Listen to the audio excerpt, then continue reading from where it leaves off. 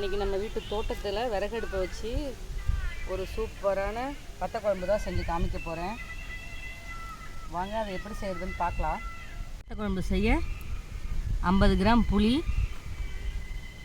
சுண்டை வத்தல் ஒரு கைப்பிடி அளவுக்கு எடுத்து வச்சுருக்கேன். 3 ஸ்பூன் குழம்பு மிளகாத்தூள், ஒரு தக்காளி, 50 ml நல்லெண்ணெய், வெந்தயம் தாளிக்கிறதுக்கு கொஞ்சமாக வெல்லம் எடுத்து வச்சுருக்கேன், உப்பு தேவையான அளவு, சின்ன வெங்காயம் 100 கிராம், பூண்டு 100 கிராம், மஞ்சத்தூள் கொஞ்சம், கருவேப்பிலை. வாங்க வத்த குழம்பு எப்படி செய்யுதுன்னு பார்க்கலாம். இப்போது அடுப்பை பற்ற வச்சுக்கிறேன். காற்று வேறு பலமாக இருக்குது.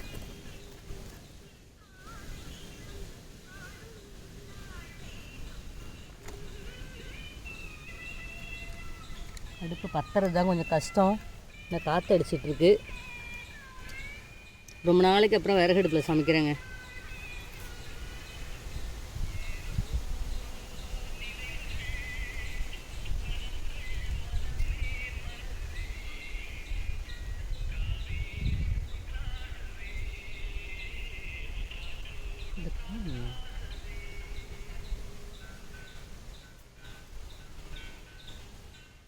இப்போ புளியும் உப்பையும் சேர்த்து ஊற வச்சு வச்சுருக்கோம். அதை இப்போ கரைச்சிக்கலாம்.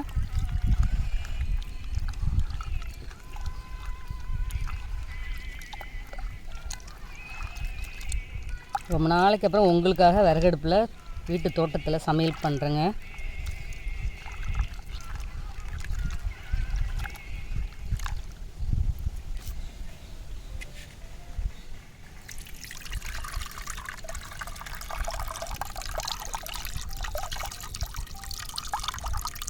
புளியை வடிகட்டிக்கலாம்.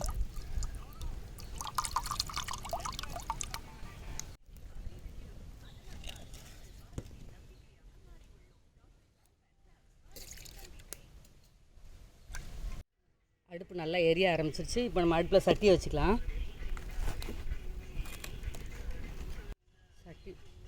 சட்டி நல்லா சூடு ஏறிடுச்சு. இப்போ எண்ணெய் சேர்த்துக்கிறேன். நல்லெண்ணெய்,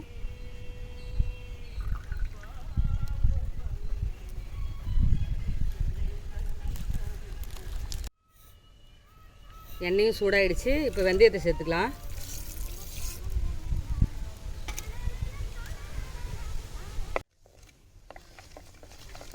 வெந்தயம் நல்லா வெடிக்கட்டும்.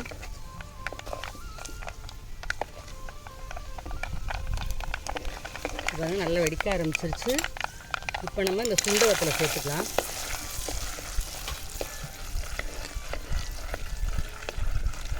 நல்லா கலந்துக்கிட்டே இருங்க.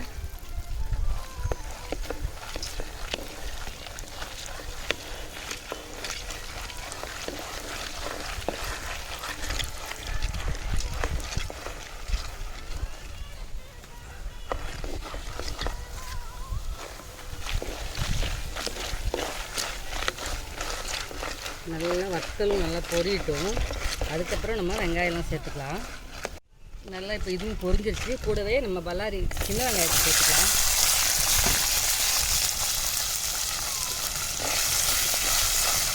பூண்டு,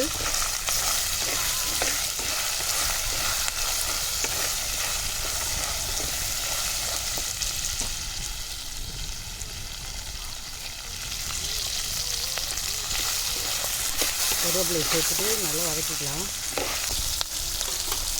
இது கூட கொஞ்சம் தக்காளி சேர்த்துக்கிறேன்.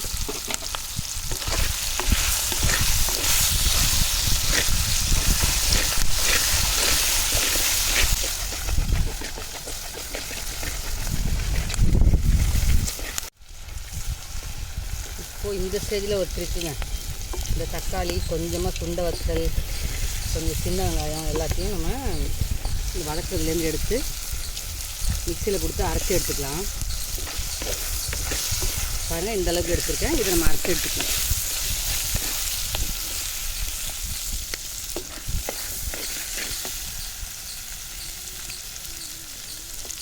இப்போ 3 ஸ்பூன் குழம்பு மிளகாத்தூள் எடுத்து வச்சுருக்கேன். அதை நான் இப்போ சேர்த்துக்கிறேன்.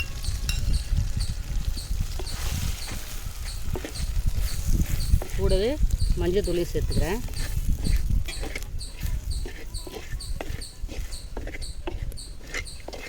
அவ்வளோதான். இப்போ நம்ம கரைச்சி வச்சுருக்க புளி கரைசலை அதில் சேர்த்துக்கலாம்.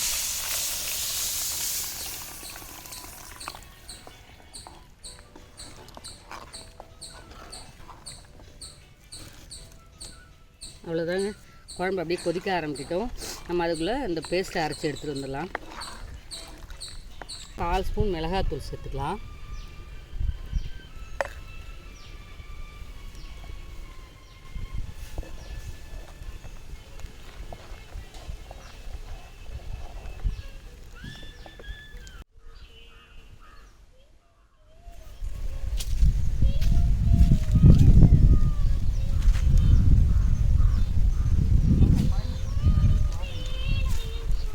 குழம்பு நல்லா கொதிக்க ஆரம்பிச்சிருக்கு. இப்போ நம்ம வந்து இந்த அரைச்சி வச்சுருக்கோம்ல, வதக்கி அரைச்சி வச்சுருக்க பேஸ்ட்டையும் இப்போ அதில் நான் சேர்த்துக்கிறேன்.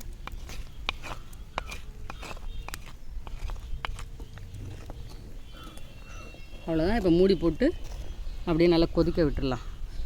நல்லா சுண்டணும் குழம்பு, அப்போ தான் நல்லாயிருக்கும். அதனால் அப்படியே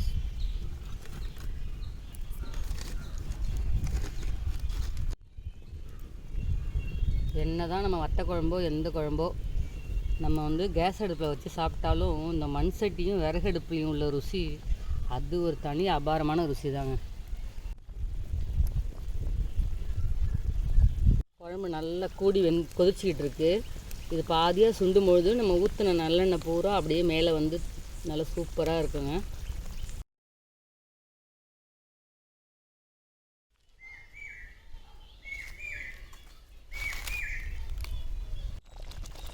குழம்பு பாருங்கள், நல்லா சுண்டி எண்ணெய் பிரிய ஆரம்பிச்சிருக்கு.